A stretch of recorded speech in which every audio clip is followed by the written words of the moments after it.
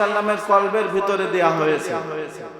এই জন্য যেমনই ভাবে কোরআনটি নবীজি সাল্লাল্লাহু আলাইহি ওয়াসাল্লাম অন্তর দ্বারা তার কলবের ভিতরে দেয়া হয়েছে, যদি আমরা কোরআন থেকে উপকৃত হতে চাই, কোরআন অনুযায়ী যদি আমল করে আমরা সফলতা অর্জন করতে চাই, যেমনই ভাবে কোরআনটা নবীজি সাল্লাল্লাহু আলাইহি ওয়াসাল্লামের দিলের উপরে দেয়া হয়েছে, তেমনি ভাবে আমাদেরকে শুনতে হবে, কথাগুলো শুনতে হবে অন্তর দ্বারা আমল করার উদ্দেশ্যে, না হলে কোনো ফায়দা হবে না।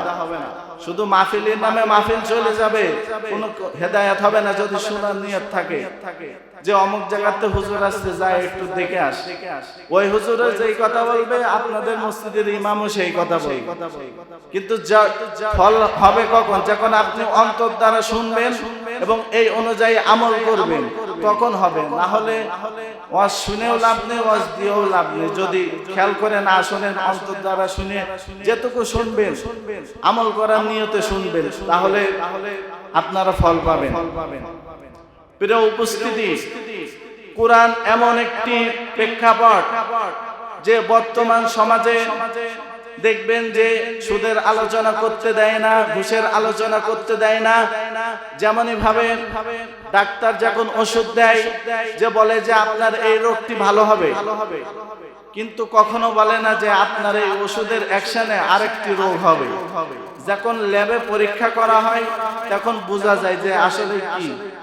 তেমনি ভাবে কোরআন এমন একটি ল্যাব যে সুদ ঘুষ যা আছে, জিনা বেবিচার, এই কোরআন নামক ল্যাবের মধ্যে বললে কোরআন সাথে সাথে মেসেজ দিয়ে দেবে যে এটা আসলে হক না বাতিল। এই জন্য যারা সুদের সাথে জড়িত, যারা জিনার সাথে জড়িত, তারা চায় না যে আসলে কোরআনের মাহফিল হোক। সম্মানিত উপস্থিতি, কোরআনে ভালোবাসার কারণে যারা দিন দিন সুপারস্টার হয়েছে, তারা সকলে কোরআনকে মহব্বত করেছে। এই জন্য আল্লাহ তাআলা তাদেরকে দুনিয়াতে উজ্জ্বল করে দিয়েছেন, তাদেরকে সুপারস্টার বানিয়ে দিয়েছেন। আপনারা খেয়াল করলে বুঝতে পাবেন, নবীজি সাল্লাল্লাহু আলাইহি ওয়াসাল্লামের জামানায় একজন ব্যক্তি, তাকে পাশের গ্রামে নবীজি সাল্লাল্লাহু আলাইহি ওয়াসাল্লাম ইমামতির নিয়োগ দিলেন। তিনি প্রত্যেক রাকাতে, দ্বিতীয় রাকাতে সূরা ইখলাস পড়ে। মুসল্লিরা তার বিরুদ্ধে নবীজি সাল্লাল্লাহু আলাইহি ওয়াসাল্লামের কাছে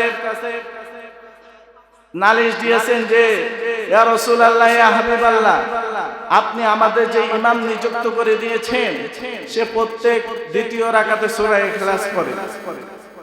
নবীজি সাল্লাল্লাহু আলাইহি ওয়াসাল্লাম বললেন, ও আমার সাহাবা, তোমার বিরুদ্ধে নালিশ এসেছে, তুমি নাকি প্রত্যেক নামাজের দ্বিতীয় রাকাতে সূরা ইখলাস পড়েন। সাহাবা তখন বললেন, ইয়া রাসূলুল্লাহ, ইয়া হাবিবাল্লাহ, সূরা ইখলাস এমন একটি ছোট সূরা, এর মধ্যে আল্লাহ তাআলার গুণাবলী, আল্লাহ তাআলার পরিচয় এত সুন্দর ভাবে দেওয়া, আমার পড়তে পড়তে প্রত্যেক রাকাতে যদি আল্লাহ তাআলার এই সূরা ইখলাস না পড়ে, আল্লাহ তাআলার নাম যদি স্মরণ না করে, তাহলে আমার ভালো লাগে না। নবী করিম সাল্লাল্লাহু আলাইহি ওয়াসাল্লাম বললেন, ও আমার সাহাবা, তুমি শুনে রাখো, যদি তুমি সঠিকভাবে, তুমি যদি মন থেকে বলো যে সূরা ইখলাসকে তুমি এত ভালোবাসো, তাহলে শুনে রাখো, এই সূরা ইখলাস তোমার জান্নাতে যাওয়ার জন্য যথেষ্ট হয়ে যাবে। জোরে বলি সুবহানাল্লাহ। তাহলে বুঝতে হবে যে সামান্য সূরা ইখলাসকে ভালোবাসলে আল্লাহ তাআলা তাকে এত মর্যাদা বানিয়ে দিবেন। যদি আমি আপনি গোটা কোরআনকে ভালোবাসি, আল্লাহ তাআলা অবশ্যই অবশ্যই আমাদের মর্যাদা দিবেন। দিবেন কি দিবেন না? এই জন্য যেমনই ভাবেন, আপনারা খেয়াল করলে দেখতে পারবেন, যে কোনো কাঠ হোক, যদি কোরআন মাজিদ রাখার জন্য একটি রেহেল কাঠ বানানো হয়, তাহলে কোন মুসলমান দেখলে তাকে কি লাথি মারবে নাকি? লাথি মারবে? যেমনই ভাবে যত নিম্নমানের কাঠ হোক না কেন, কোরআনের স্পর্শ লাগার কারণে আল্লাহ তাআলা তার মর্যাদা বাড়িয়ে দিয়েছেন। তারপরে আপনারা দেখতে পারেন যে কোরআন মাজিদ ময়লা পড়বে বলে একটি গিলাফ কাপড় দ্বারা ব্যবহার হয়। এই কাপড় যদি সাইডে পড়ে থাকে, কোন মুসলমান কি তার লাথি মেরে ফেলাই দেবে কাপড়টাকে? চুমুক যদি মুসলমান হয়, খাঁটি মুসলমান হয়, তাহলে তার নির্ধারিত জায়গায় রেখে দেবে।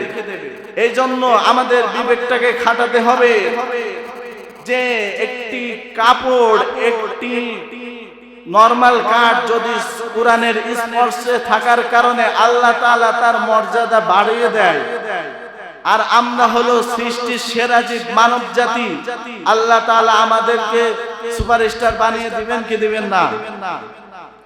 এই জন্য কোরআন বুঝি আর না বুঝি কোরআনের বিপক্ষে যাওয়া যাবে না,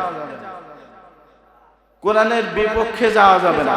যে হুজুররা যা বলেন সে অনুযায়ী আমল করতে হবে, কিন্তু বিপক্ষে যাওয়া যাবে না, ধরা খেতে হবে। কারণ কাল কিয়ামতের ময়দানে কোন নেতা, কোন টাকা পয়সা কোন কাজে লাগবে না।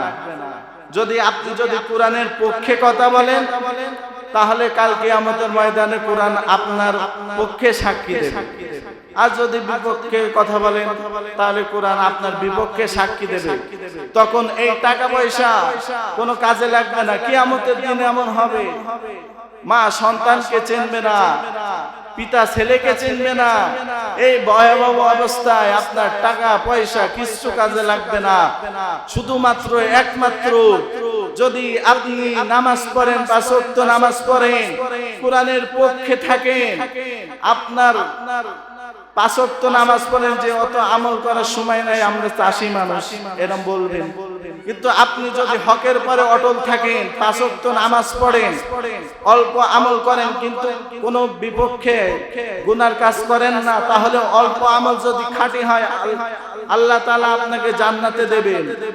কিন্তু আপনি কোরআনের বিপক্ষে কথা বলবেন, মনে করছেন আজকে পার পেয়ে যাচ্ছি, কারণ কিয়ামতের ময়দানে গিয়ে ধরা খেতে হবে, ঠিক কি না?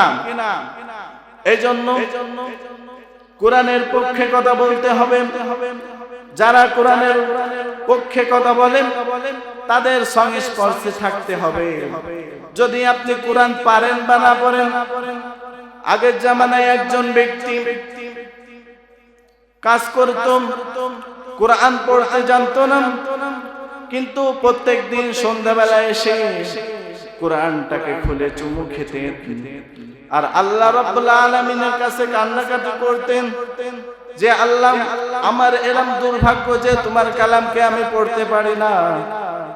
এই করার কারণে তিনি প্রত্যেকদিন কাজ করে আসতেন এবং কোরআনটাকে বুকে ধরে কাঁদতেন। এর কারণে আল্লাহ তাআলা তাকে মৃত্যুর পরে জান্নাতবাসী করে দিয়েছেন।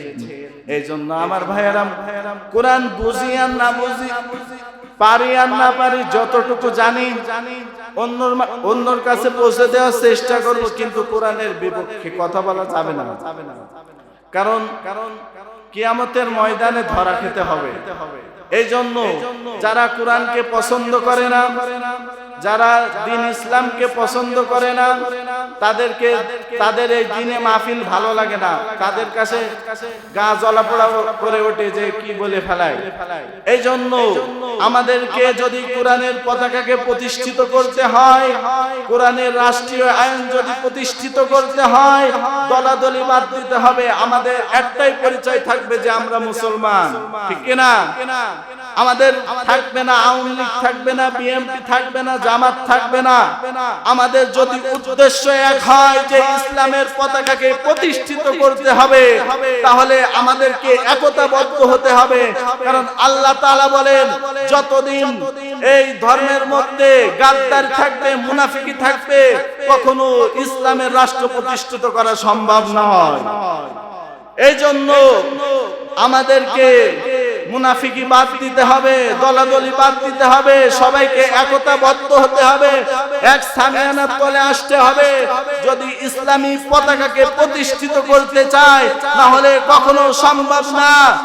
এই জন্য আপনারা যেই দল করেন না কেন, পরিচয় থাকবে মুসলমান, আর কিতাব থাকবে কোরআন। এই কোরআনকে সামনে নিয়ে আমাদের আগতে হবে। যদি কোরআনকে সামনে নিয়ে আগতে পারি, তাহলে আখিরাতেও শান্তি, দুনিয়াতেও শান্তি। আর যদি এই কোরআনের বিপক্ষে চলে যায়, ওই টাকা পয়সা কোনে নিয়ে যাবেন? কাফনের তো আর পকেট নেই যে পকেটের মধ্যে নিয়ে যাবেন, সাথে শুধু ওই সাদা কাপড়ই যাবে। আল্লাহ তাআলা দুনিয়াতে আমাদেরকে পাঠিয়েছেন যে বান্দা তুমি আমার পথে সব সময় থাকবে, কিন্তু তোমার খাওয়া দাওয়ার জন্য, পরিবার পরিচালন করার জন্য তুমি ফজরের নামাজ পড়ে রিজিকের সন্ধানে বের হও, আমি তোমার রিজিকের ব্যবস্থা করে দেব। কিন্তু আল্লাহ তাআলা এটা দুনিয়াতে আমাদের পাঠাইছে পরীক্ষা স্বরূপ। কিন্তু আমরা এমন বোকা যে স্কুল কলেজ ভার্সিটিতে পরীক্ষার প্রশ্ন ফাঁস হওয়ার জন্য আমরা কত কি করি, যে স্যার পরীক্ষার প্রশ্নটা একটু বলে দেন। কিন্তু আমরা এমন বোকা যে মহান রব্বুল আলামিন আমাদেরকে প্রশ্ন ফাঁস করে দিয়েছেন, কিন্তু আমরা সেই প্রশ্নের উত্তর, যে উত্তরটি হবে সেই উত্তরটি ম্যানেজ করতে পারছি না। এই জন্য আল্লাহ তাআলা তো বলে দিয়েছেন আপনি দুনিয়াতে যে কাজ করবেন তার ফলাফল আখিরাতে পাবেন। এখানে তো আপনি পরীক্ষা একটা চলে গেলে আর একটা পাবেন সামনে, কিন্তু আখিরাতে এরকম কোনো সিস্টেম নেই যে আবার দুনিয়ায় আসবেন, এরকম কোনো সিস্টেম নেই। কিন্তু যারা গুনাহগার তারা বলবেন আল্লাহ তাআলা আমি বুঝতে পারি নাই, আপনি আমাকে আবার দুনিয়ায় পাঠাই দেন, আমি সব সময় আপনার ইবাদত করব। আল্লাহ তাআলা বলবে বান্দা আমি তোমাকে সুযোগ দিয়েছিলাম, কিন্তু আমি বলেও দিয়েছিলাম যে তোমরা কোরআনের পথে চলো, হাদিস অনুযায়ী আমল করো, ইসলামের পথে চলো, ইহদিনাস সিরাতাল মুস্তাকিমের পথে চলো। বান্দা তুমি চলো নাই, আমি তোমাকে সুযোগ দিয়েছিলাম, আমি আমার ফেরেশতাদেরকে বলে দিয়েছিলাম যে আমার বান্দা গুনাহ করেছে, অপেক্ষা করো, এখন গুনাহ লেখার দরকার নাই, যে দেখো যে আমার বান্দা আমার কাছে ফিরে আসে কি, তওবা করে কি। আল্লাহ তাআলা সুযোগ দিয়েছেন। যখন দেখছে যে পার হয়ে যাচ্ছে, দিন কি দিন পার হয়ে যাচ্ছে, আমার বান্দা আমার পথে আসছে না, তখন আল্লাহ তাআলা তার গুনাহকে ফেরেশতারা রেখে, এজন্য আল্লাহ তাআলা সুযোগ দিয়েছেন যে বান্দা তুমি আমার কাছে তওবা করো। বর্তমান সমাজে যদি কেউ একজনের কাছে 1000 টাকা ধার চায়, 2000 টাকা ধার চায়, তাহলে সে অনেক রাগান্বিত হয়।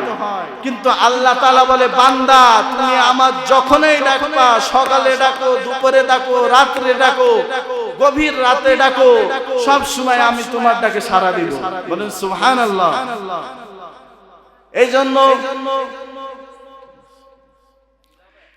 এই জন্য আল্লাহ তাআলার কাছে আমাদেরকে চেয়ে নিতে হবে।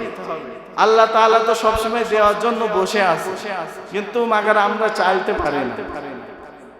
শয়তান আমাদেরকে ছলে বলে কলে কৌশলে চারিদিক থেকে ধোঁকা দিচ্ছে। আল্লাহ তাআলা বলেন এটাই তো আমাদের পরীক্ষা। আল্লাহ তাআলা বলেন, শয়তান বলেন যে আল্লাহ তাআলার সাথে বলেছেন যে আমি আপনার বান্দাদেরকে জাহান্নামে নিয়ে যাব।